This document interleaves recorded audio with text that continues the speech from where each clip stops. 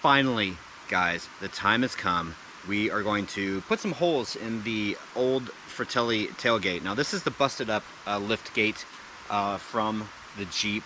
It's got like a hole down there, and that's why we're not using this one. So it gives us an excellent opportunity to practice to see what makes the best holes in it. And I already have a feeling that I know what I'm going to do. But until then, we're going to have some fun. So I will give a disclaimer. Don't try this any place, anytime, anywhere. Okay? And if you do, take proper precautions, and I have no liability for what may happen to you while you make your own decisions. So, a couple different things. We're going to be using a Remington Airmaster 77. This is a .177 caliber air rifle, and it can do BBs and pellets. And we're going to be putting a pellet in today. A BB I don't want to try. I don't want it to have it ricochet off. So, one pellet in the chamber. So there's that. We're also going to be using a crossbow.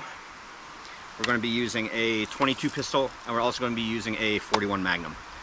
Angie does not think that the pellet gun will penetrate the tailgate. Don't think so. I say it will, but not with one pump. Not with two. Not with three. Careful, it might explode on you. Wow.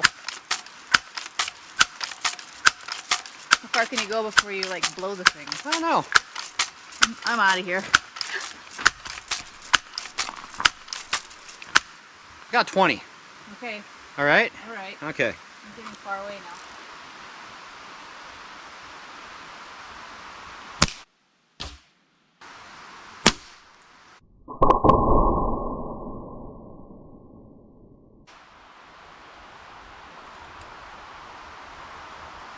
Second one, the Recruit Recurve crossbow. Bye. This is not called an arrow. This is called a bolt. When you go into the store and you ask for arrows for your crossbow, they will look at you strangely and they will know that you have no idea what you're talking about.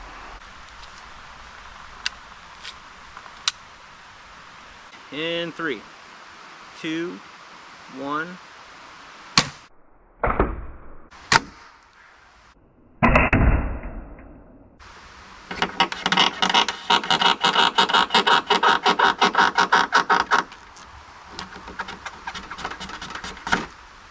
.22 pistol.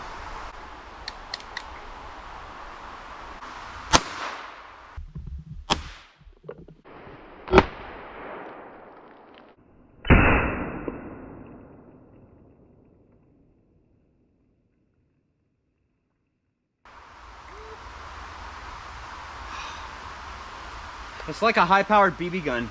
That wasn't that bad, was it? I don't know, it covered my ears. I was scared. 41 Magnum.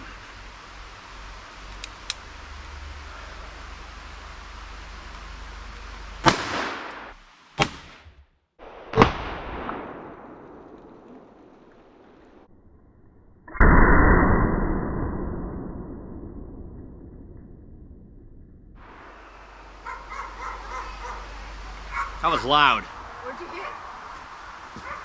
Right on target is where I hit. Really? Both the 22 and up there. Nice. Actually, that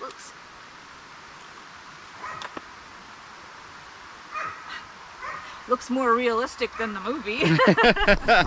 Oh, by the way, you were right. I know.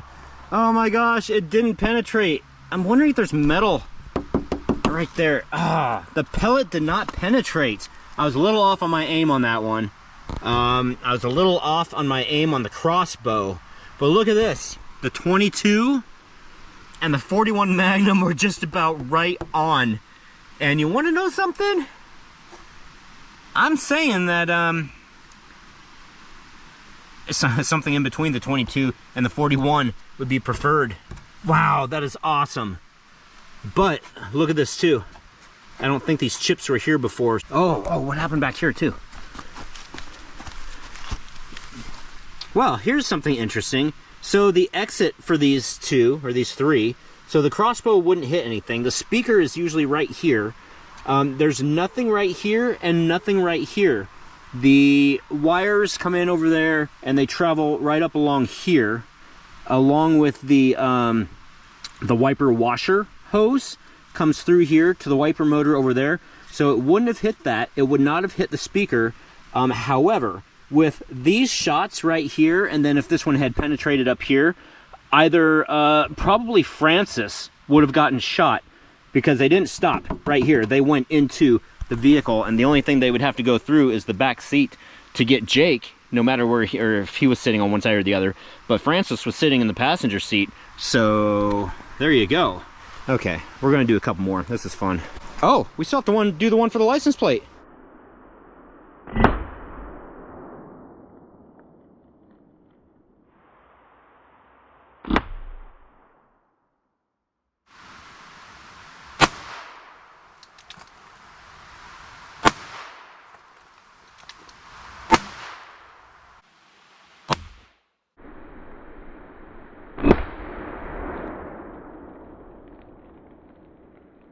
I cannot tell you guys how much fun that was.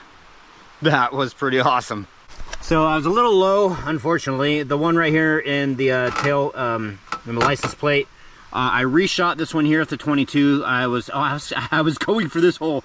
I should have been going for that one. Oops. I reshot one of these right here and ended up getting exactly where the other shot was. So we've got crossbow, 22, 22, 41, the pellet gun, and let's see, what was that? That was the 22, and then we had a 41 Magnum back over here with the side over here, just because, you know, it's here and we can. And we did, and this was fun. Wow, look at that shrapnel from the back. Got that one over there, right down there, and there, and there, and there, and there, and there. All right, it's done. Hopefully the footage that I got will suffice.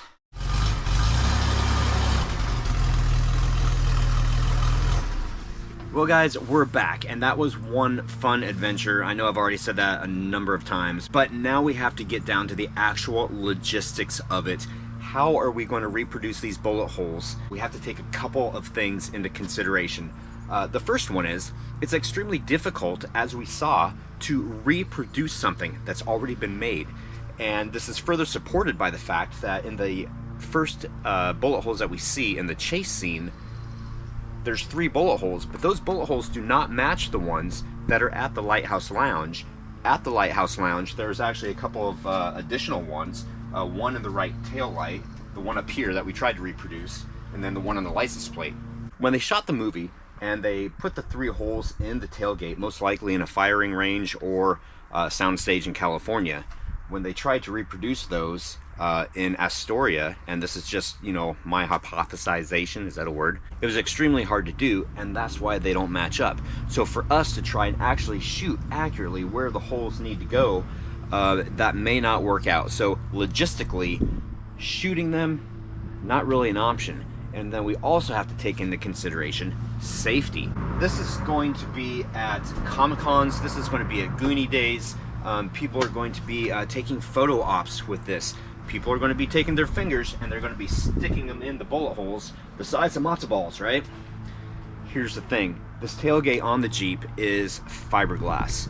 So if you take your finger into fiberglass, you stand the chance of getting like little fiberglass shards in you, which is very, very bad, very itchy, very uncomfortable. The other thing is water penetration. We have to look at the longevity of it. So if we have holes in this outer section, and of course in the Pacific Northwest here, when it rains, well, the holes are not going to go to the inside, so that's good. It's good that it's not going to penetrate the inside here. In fact, the tailgate is actually built with drain holes in it right here. So you've got the outer layer, you've got the inner layer, and then you've got drain holes in it, which is perfectly awesome.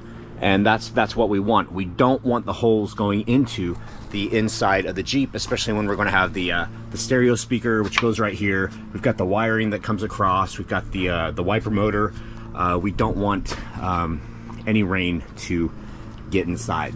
So that leaves us our last option, and the least exciting out of all of them. We are going to drill the bullet holes. We are going to distress them around it, and then we are going to basically take a type of epoxy or paint and make it so that the fiberglass isn't going to flake off or come off. So that's how we're going to do the bullet holes. That way people can come up, they can put their fingers in the holes, and they don't have to worry about getting hurt. So that's it. That's how we're going to create the bullet holes. Not as exciting as what you guys may have been thinking, but it will be screen accurate, it will be safe, it will be functionable, and it's not going to ruin anything. So if you guys would like to join us on our Goonie adventure, we would surely appreciate it. Make sure you subscribe to the channel. And then we also have other social outlets also that you can check out, TikTok and Instagram, and also a group on Facebook, Mama Fratelli's Jeep. And thank you to our Patreon. If you guys would like to help out, you guys are going to be the ones that are going to determine if this Jeep is going to be finished or not by Goonies Day 2025 for the 40th anniversary of the Goonies. So thank you guys for watching, and yeah, keep watching for more fun stuff.